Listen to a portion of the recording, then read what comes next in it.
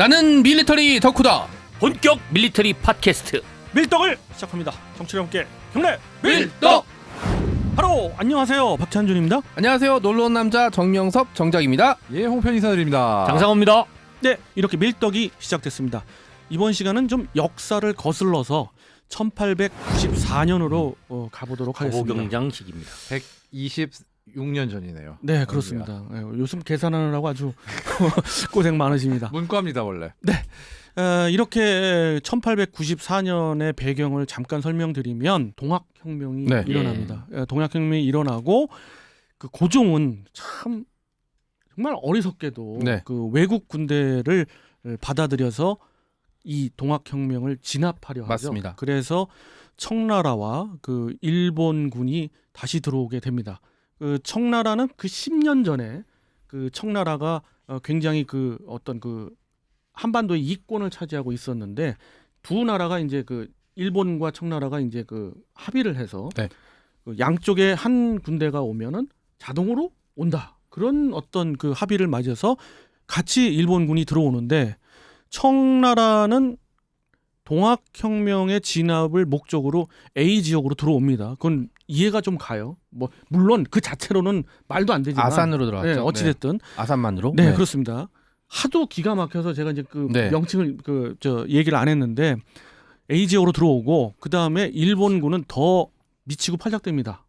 왜 인천으로 들어올까요, 이 인간들은? 얘네들의 목적은 분명히 있었습니다. 그래서 선발대도 들어오고 나중에 뭐 청일 전쟁이 벌어지면서 그 역사에 나오는 뭐 그들의 5사단 그리고 뭐 3사단 이런 사단들이 들어오게 됐는데 그 이전에 바로 그 직전에 그 일본군이 들어오고 나서 벌어졌던 우리가 잊지 말아야 될 사건을 지금부터 네네. 우리 정 작가님이 소개를 해주시겠습니다. 이게 제가 몇 년 전에 일본에서 이제 그 근대사를 연구하는 학자분들이 오셔서 와서 이제 경복궁이랑 이제 돌아다녀서 같이 다녀볼 기회가 있었어요. 그래서 이제 그 필담도 이제 저는 얘기를 못하지만 이제 얘기를 해서 통역으로 좀 들어보고 했는데 일본 쪽에서는 상당히 오래 전부터 청일 전쟁의 시작을 이제 1894년에 일본군이 경복궁을 점령한 걸로 보고 있더라고요. 네, 그리고 이제 최근에는 우리나라 학계에서도 1894 경복궁 전투라고 불러서 이 경복궁 전투에 대한 이제 관심도와 이해도가 좀 높아졌는데 그 이전에 교과서나 이런 데 보시면 기억하시지만 풍도해전이나 아산만에서의 전투를 가지고 청일전쟁의 시작으로 보고 있지만 그 이전에 이미 일본군은 경복궁을 점령했습니다. 그런데 왜 점령했느냐? 청나라는 정말로 아산에 진입한 거는 말씀하신 대로 삼남지방에서 활동하고 있었던 동학혁명군을 진압하기 위해서, 그러니까 정말로 요청을 받아서 들어온 거고요. 말씀하신 게 이제 텐진 조약이라고 부르는데 거기 더하기 일본과 우리나라가 맺은 제물포 조약이라는 게 있었거든요.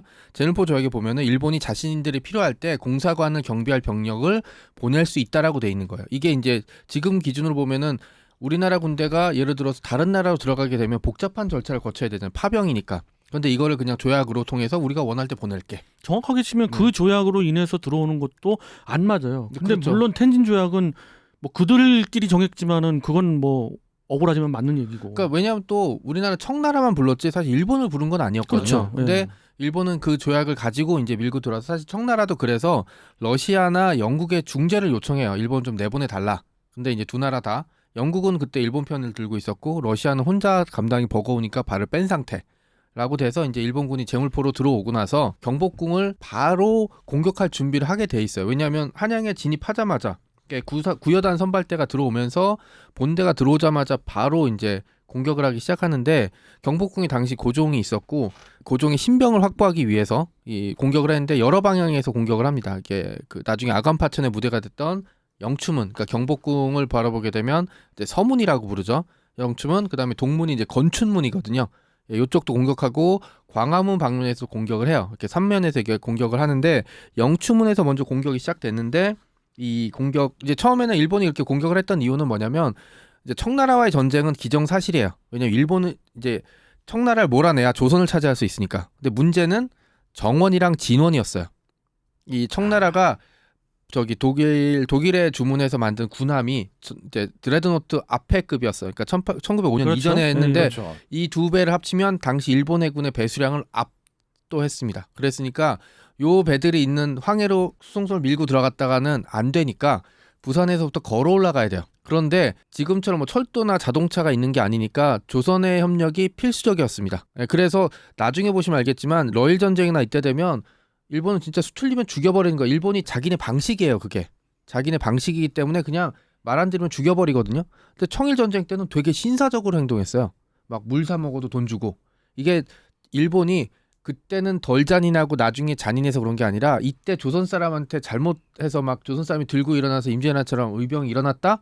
청일 전쟁이 아니라 조청일 전쟁이 될 뻔했어요. 그러면은 일본은 죽었다 깨도 청나라를 이길 수가 없었습니다. 어마어마한 소모전이 들어가게 될 거예요. 그렇기 때문에 조선을 자기 편으로 하려면 고종을 당연히 신병을 확보해야죠. 그래서 다짜고짜 경복궁을 공격했어요. 그리고 계산은 주력은 다 남쪽에 동학혁명군이랑 싸우러 갔겠지. 근데 그쵸? 그게 혹시 그 승리를 했던 일본 측 사학자들의 논리이지 않을까 하는 그의 사견도 있어요. 나 당연히 네. 물론 다른 의견을 지금 뭐 잠깐 말씀드리면 그 고종을 잡아야 고종만 잡으면 조선은 우리가 잡는다. 이런 생각에 갔다고 보는 우리 측 사학자도 있고 혹은 그렇죠. 또 일본 네네. 측 사학자도 있더라고요. 네. 왜냐하면 근데 왕궁을 공격했던 이유는 사실 왕궁 자체가 아니라 왕궁에 있던 임금의 신병을 확보하기 위한 거고요. 이게 이제 제가 예전에 소개했던 귀주 대첩의 여요 전쟁 때 2차전 때 사실 개경을 함락하려고 했던 게 아니라 개경에 있던 현종을 잡으려고 했던 거였어요. 현종을 잡으면 고려를 자기 편 내지는 자기가 좌지우지할 수 있게 하는 거 대표적인 사례가 바로 병자호란이었잖아요. 그때 철정도 예 그렇죠. 그게 초등학교 5학년 2학기에 네네 그 귀주 대첩이 나와서 그렇죠. 네. 지금 말씀하신 걸 뭐 그 아들한테 얘기했다가 혼났어요. 복잡해. 교과서에 아, 안 나오는 거 얘기하지 마. 네. 그런 계속하시죠. 네, 그런 상황이고 이제 어쨌든 경복궁을 공격한 이유는 고종의 신병을 확보하기 위한 거라는 게 이제 네. 양쪽 다 이제 공통적 의견입니다. 네. 그러면 이제 경군이 있을 거 아니에요. 네네. 경군 같은 경우가 이제 보호해야 되는데 네. 이제 전투를 해야 되는데 네. 그들의 전투력은 좀 어느 정도였고 그들이 한 어느 정도 네.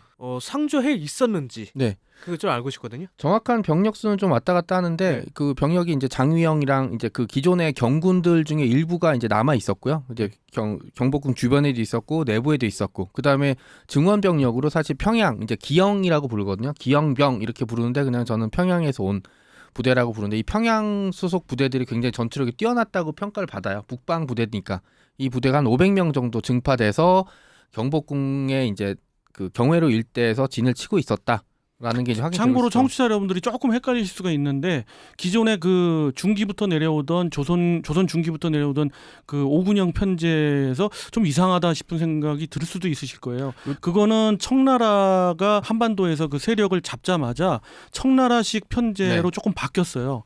그렇기 때문에 좀 지방군과 그 중앙군에 대한 편제가 조금 바뀌었고 여기서 간과할 수도 있지만 우리가 조금 좀 살펴봐야 될 게 네.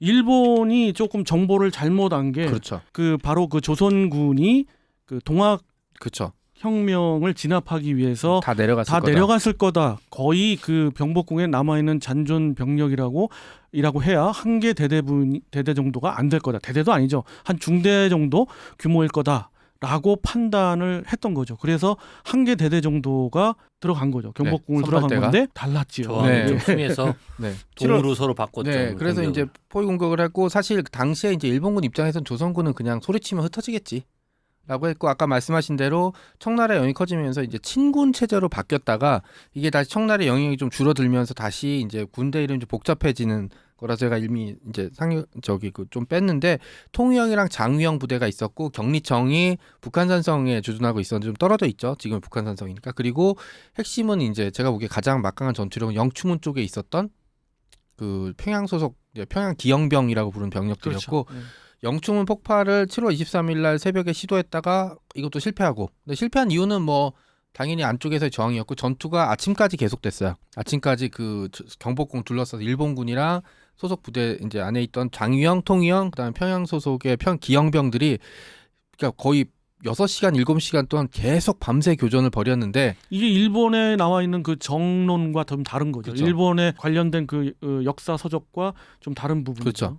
근데 이제 말이 안 되는 게 사실 이때 일본군 대대병력 일부가 고종을 생포하는데 성공해요. 예, 그러면서 이제 그게 여기서부터 컸죠. 네. 기록이 좀 헷갈리는데 고종을 압박해서 이제 전투 중지 무장 명령을 해제명령을 내렸다라고 돼 있는데 우리 쪽에서는 가짜 명령서다. 뭐 이런 식으로 좀 복잡한데 이 상황은 당시에 이제 뭐 이걸 문서로 남겨놓기고 굉장히 복잡한 상황이고 각자 증언이 너무 다르기 때문에 근데 어쨌든 이제 그 일본 쪽은 뭐 새벽 아침에 상황이 끝났다라고 했는데 우리나라 쪽 기록을 보면 나중에 격리청 병력들이 평양 이제 북한 산성에 이동해서 야포랑 게틀링건을 가지고 경복궁을 포위했다 그래요. 이 잘못했으면 일본군 여기서 전멸당할 뻔했어요.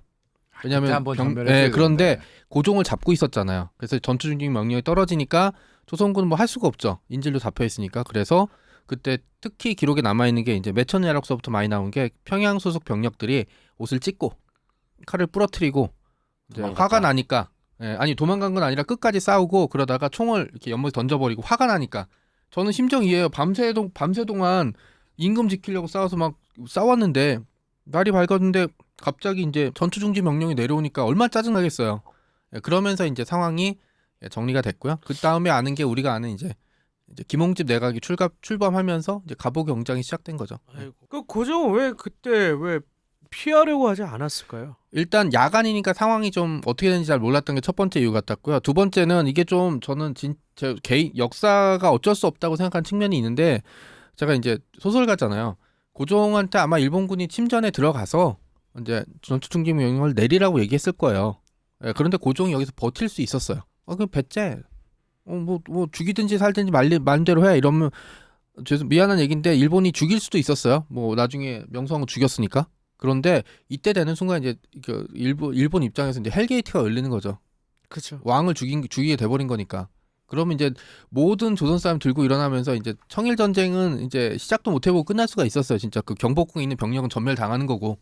그런데 여기서 고종이 그냥 제 생각에는 가짜 명령서 얘기가 나오긴 했지만 제가 보기에는 고종이 전투 중지 명령을 내린 것 같아요. 근데 저는 그 말씀은 맞는데 조금 다른 견해가 이렇다 하더라도 네. 청일 전쟁은 어쩔 수 없었다. 흐름상 일본이 그 10년 동안 청나라의 무력에 굴복했던 거를 만회하고자 10년 동안 어마어마한 군사력을 길렀거든요.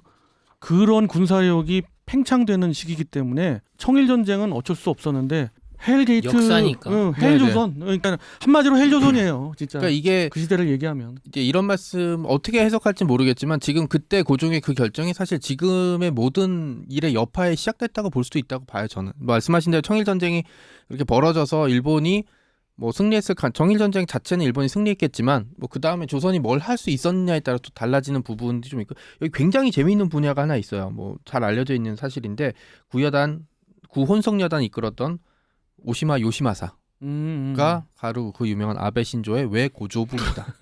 뭐 직계라는 얘기가 있긴 한데 성이 다르니까. 네, 그래서 이제 요것도 얘기하는 사람들이 굉장히 많아요. 네, 그래서 제가 이런 얘기들 뭐 귀주대첩 얘기하면 신나고 좋잖아요. 그런데 제가 이런 경복궁 전투라든지 이런 얘기를 말씀드린 이유는 우리 조회수에는 별로 도움은 안 되겠지만 이게 그 사람이 좋을 때는 항상 기억해요. 뭐 첫사랑이라든지 첫 키스라든지 뭐 보너스 받을 땐 다 기억하지만 자기의 흑역사는 잘 기억 안 하거든요. 그렇죠. 네, 뭐 주식 투자에 날렸다든지 아니면 뭐 도박을 해서 날렸다든지. 근데 문제는 이거를 기억하지 않으면 똑같은 일을 반복해요. 사람은 바보고 같은 일을 반복하니까. 굉장히 그 당시에 재밌는 이 사람이 말씀이에요. 죽었으면 아베가 태어나지 않았다는 얘기인가요? 힘들었겠죠. 죽였어야 네. 되네. 아쉽네요. 아니 근데 진짜 굉장히 맞는 말씀인 게 미군 같은 경우도 군에서 전사 연구를 할 때 승리한 케이스도 물론 다루지만 그에 못지않게 패배한 네. 경우도 굉장히 열심히 다룹니다. 원인을 분석해야 되니까. 그래서 쉽게 얘기해서 커스터 장군의 제7기병대 리틀 비콘이요? 그거의 경우도 굉장히 디테일한 연구가 아주 잘 돼 있어요. 뭐 심지어 정말 각 대원들이 어디서 죽었나까지 다 기록돼 있어요. 그런 식으로 패배한 전투에 대한 기록도 굉장히 세심하게 잘 돼 있습니다. 그래서 제가 항상 드린 얘기가 승자는 패배에 관심이 많습니다. 네. 승자는. 네. 사실은 우리가 이 부분을 안 다루려고 해서 감춘 역사라고 보기에는 좀 조금 반대인 게 감춘 건 아니죠. 사실 이 부분에 대해서 이게 직접적으로 연결되는 그 연결고리가 조금 우리 사학자들이 좀 약했고 그다음에 일본에서 너무도 이거를 강조하다 보니까 각색을 잘해놓은 거죠. 그렇죠. 그러다 보니까 우리가 그 연구가 좀 등한시된 건 사실인데 그렇다고 해서 우리 그 뭐 군 지금 현재 군이나 또 우리 사학자들이 그렇게 생각 안 해요. 왜냐하면 그 실패했던 역사들을 다 그 분석하고 있고 지금은 그러고 있으니까.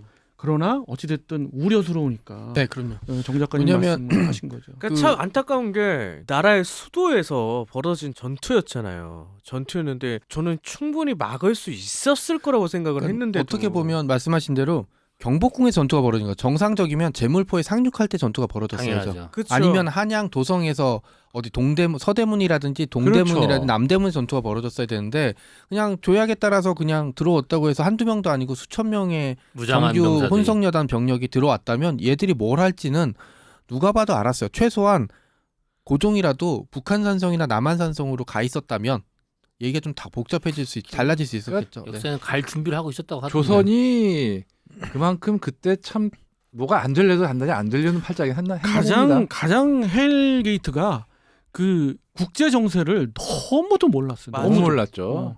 일본이 이렇게 10년 동안 이를 갈고 있던 이 상황도 잘 몰랐을 뿐더러 일본을 오게 할 수 있는 빌미가 되는 거를 갖다가 덥석 물은 거. 물었죠, 대원군이가. 그게 제일 아주 아니 그리고 당초 동학난이 났다고 그걸 외세를 불러들여 진압하려는 그 발상 말이. 자체도 문제고. 그 말이. 맞아. 예, 그게 그러니까 가장 뭐 큰 것 그 같아요. 부분에 예. 대해서는 뭐 고종이 결정권이 없었다 이런 얘기하지만 말도 안 되는 얘기고요. 뭐 그럼요. 임금 그럴 거면 임금은 왜 있습니까? 그렇죠. 다리에서 내려야지. 임금은 왜 있습니까?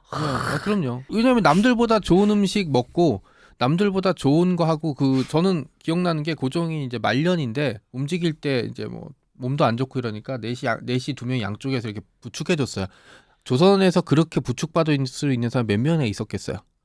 예, 딴 사람도 방에서 나오지도 못했겠죠. 모든 그런 혜택을 받으면 거기에 맞는 책임을 져야죠. 책임을 못 지면 죄송한 얘기인데 목숨이라도 걸고 했어야죠. 저는 그 부분이 우리나라 근대사의 그 비극의 첫 번째 시작이 아니었을까라고 아니 근데 생각을 합니다. 애당초 고종이 목숨을 걸 정도로 강산에 있는 사람이었으면 그 상황까지 안 왔을 거예요 아마. 그러니까 본인이 목숨을 걸었던 건 본인의 권력을 지킬 때 목숨을 거셨던 아 것 또 있어요. 같아요. 하나 더 있어요. 재산. 재산 맞다. 아, 이 임진왜란도 있었고 이걸로 맞물려서 이런 부분들이 그러니까 우리나라 땅이 이렇게 어디로 워프한 게 아니잖아요. 예. 그대로 있고 러시아는 소련 됐다 다시 러시아로 바뀌었고 중국은 다시 그냥 왕조에서 공산주의 국가로 바뀌었고 일본도 그대로고 그다음에 미국도 이 당시에 영향력에서 좀 더 강대해진 거 정도. 그러니까 여러 세력도 이렇게 충돌하는 상황이라 우리가 정말로 정신을 차리고 있지 않는다면 우리가 무슨 일을 겪을지 이미 역사에서 명확하게 보여줬습니다. 네. 그 맞는 말씀입니다. 역사의 흐름을 이번 기회 마지막으로 이제 그 다시 한번 역사가 중요하다는 걸 강조해드릴 수밖에 없고요. 또 그런 의미에서 정 작가님이 이 이슈를 고른 것 같고 조회수에는 별로 도움이 안 되겠죠. 조회수에 뭐. 보험 많이 될 것 같아요. 이건 이것도 기록으로 남겨야 네, 됩니다. 그렇죠. 예. 이게 제가 오늘 그 답사 때문에 이화 벽화마을을 갔다 왔어요. 그 이제 낙산의 꼭대기인데 거기도 가면은 일본의 적산 가옥이 남아 있어요. 생각해 보면 저는 관심이 있으니까 이 문이 언제 만들었을까 대들보 이게 120년 전 100년 전 거네. 왜냐면 거기가 1930년대에 지었을 테니까 이렇게 보고 있는데 그 생각이 들었어요. 우리가 그 시대에 뭘 했길래 일본식 가옥이 이 산꼭대기에 와서 지어졌을까?